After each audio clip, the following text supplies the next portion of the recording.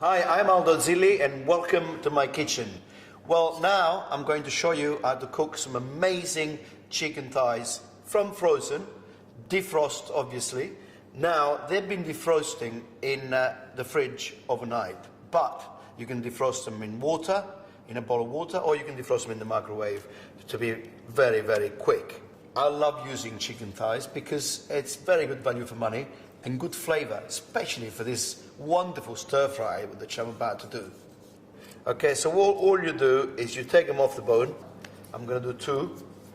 Okay, very simple. Just run the knife against the bone first like that with a very sharp knife. Remember, in the kitchen, sharp knives are safer than blunt knives. That's basically it. Okay, just then take the skin off just like that with your hands, and if need be, you just use your knife. Okay, and that's it. I've got loads of beautiful vegetables in front of me here. Frozen food, frozen vegetables especially, retain their nutrition value, and it's so quick. Imagine I've just arrived home from work, I've got all these lovely vegetables in the freezer, and the chicken come out of the freezer before I went to work. So it's quick. It doesn't require you to take so many trips to the supermarkets. I've got some ginger. Very, very good to mix fresh ingredients with frozen. Okay, this is fresh ginger. It's going to give me a nice kick that I need for this wonderful dish. And I've got all my frozen vegetables there ready to go in. So, okay, so we've got some oil in this wok. Let's de-seed the chili first, and this is how I like to do it. Just take the seeds out. Look at that. All the seeds come out very quickly. Chop the chili with Aldo Zilli. Chili go in. Fantastic. Some onion. The chicken thighs go in. Very hot. And when it comes to frozen vegetables, actually those vegetables have already been blanched, so you don't need to put them in just yet. My chicken has to cook first before we add all the frozen lovely vegetables. So a little pinch of sea salt, a little bit of pepper, and it's time for me to go into my freezer and have a look and see what I can find. Got some stock cubes, some garlic, and some broccoli.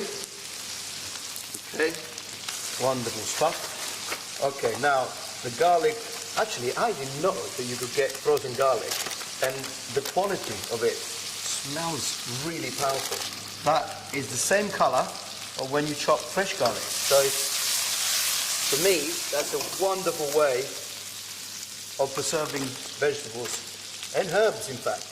And now look at this. I've got a stock cube here, frozen stock cube.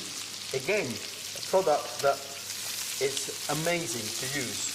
All you need to do is chuck it in the frying pan, add some water, and now that stock is going to do its job of beautifully flavouring this wonderful chicken, and it's going to cook my vegetables all in the same stock, and this dish is going to be so tasty. I can't even believe it, it's all frozen. This gets frozen within 4 hours of being picked. Really, really good. Now we're going to add all the rest of the ingredients. But make sure before you do that, that the chicken is almost cooked. Because you know what? Those vegetables will take about anything between 3 and 4 minutes to cook. The chicken looks almost cooked, so it's time for me to add my frozen vegetables that are already blanched, okay? Fresh beans, some baby carrots, okay? The carrots go in. I've got beans here, carrots, and peppers. And there's no waste. That's the most important thing about this wonderful dishes that you can cook with frozen vegetables and frozen meat. It's absolutely waste-free, okay? I've used what I needed from these bags here.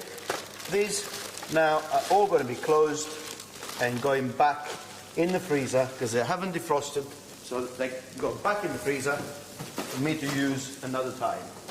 Where's the waste? And where's all the mess? It's all gone back in the freezer. You don't need to worry about any of that. No way you're going to have any waste with this. This is unbelievable. Fantastic. It's time for me to flavor this dish properly. Some sesame oil, not too much, very strong stuff this. Some oyster sauce. And finally, a little touch of the soy sauce.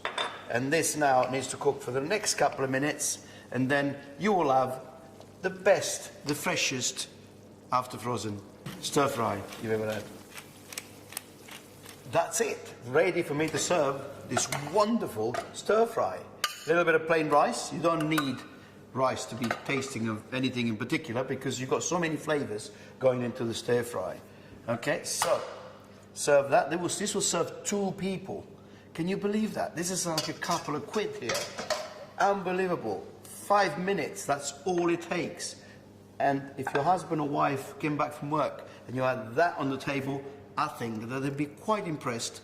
And you can lie and tell them that you've been slaving on the stove for an hour.